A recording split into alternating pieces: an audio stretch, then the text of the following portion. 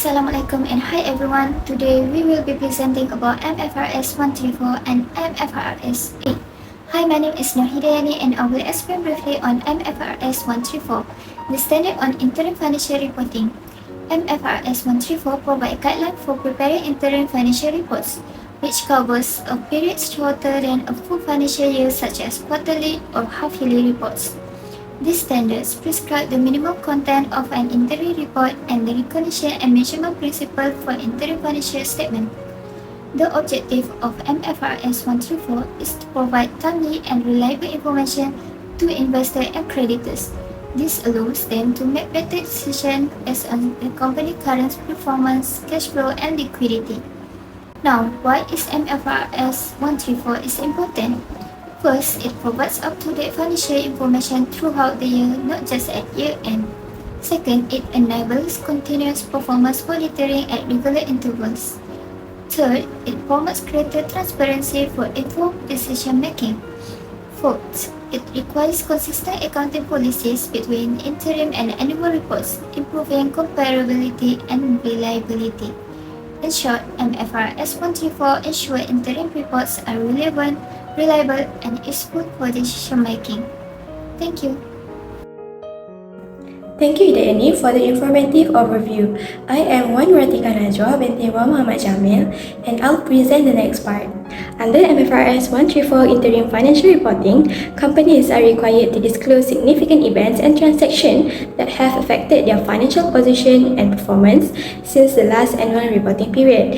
The first significant event is the acquisition or disposal of assets or subsidiaries.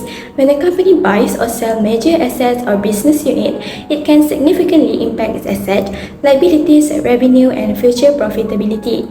For example, if a company acquires a subsidiaries during the interim period, its total asset and revenue may increase. Therefore, this transaction must be disclosed in the interim financial report. The second significant event is the issuance or repayment of debt and equity securities. This includes obtaining new loans, issuing shares, repaying borrowings, or redeeming shares. This transaction affects the company's capital structure, liquidity, and financial position. For instance, issuing new shares increases shareholder equity and provides additional funds for the business operation or expansion. Hence, both the acquisition or disposal of asset and the issuance or repayment of debt and equity securities are important events that must be disclosed under MFRS 134 because they have a material impact on the company's financial position and performance. Thank you, Atika, for your explanation. And hi guys, I'm Nori Karini Farhani binti Muhammad Azan, and I will explain on question sheet.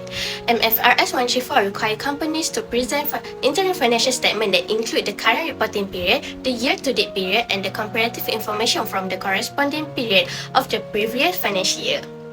We selected Maybank Banking Berhad Maybank as our listed company in Malaysia.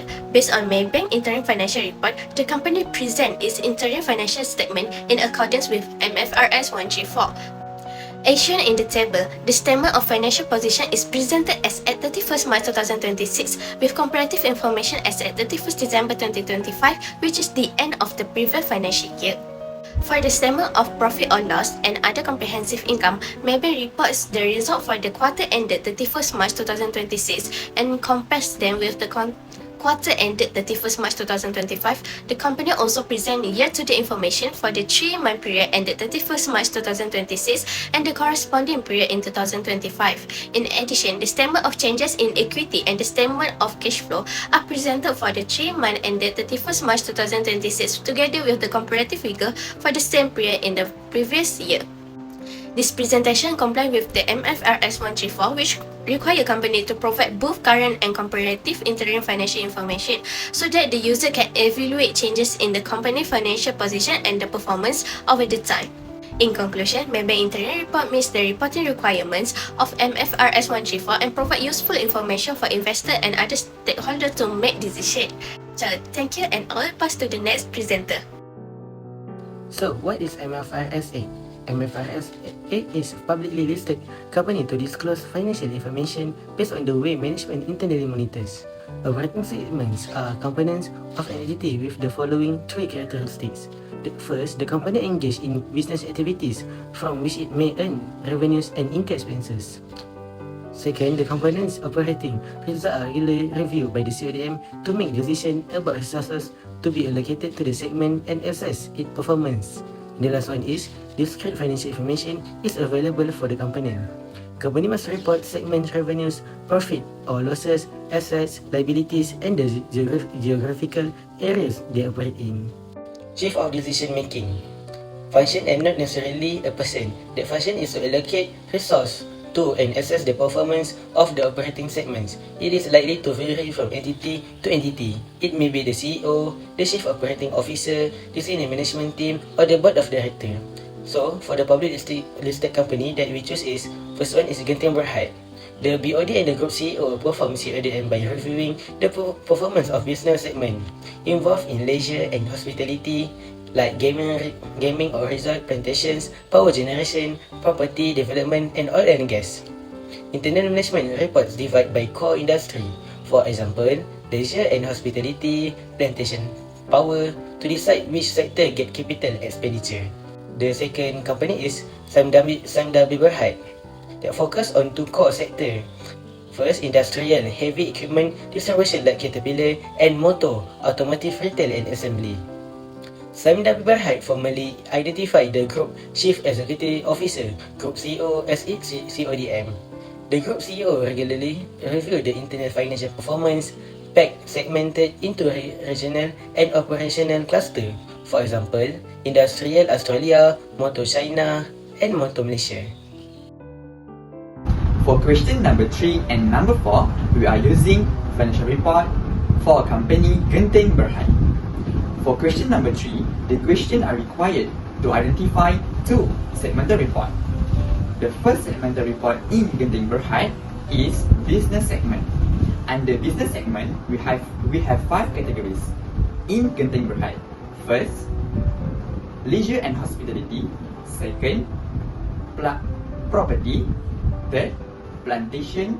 4, power and oil and gas. And lastly, 5, we have investment and others.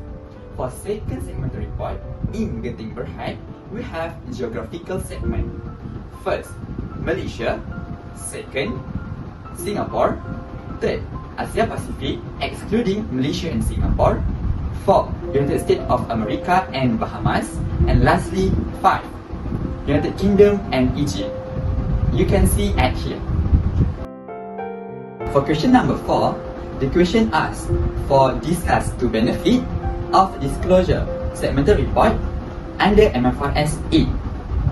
First benefit, accurate assessment of company risk and return.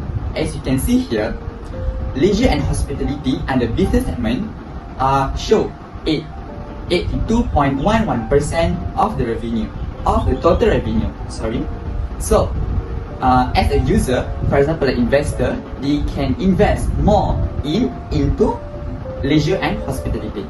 Second benefit, we can see evaluate performance or future prospect. And the geographical segment, as we can see here, United Kingdom and Egypt, the revenue are increased from 2024 to 2025 by 0.36%.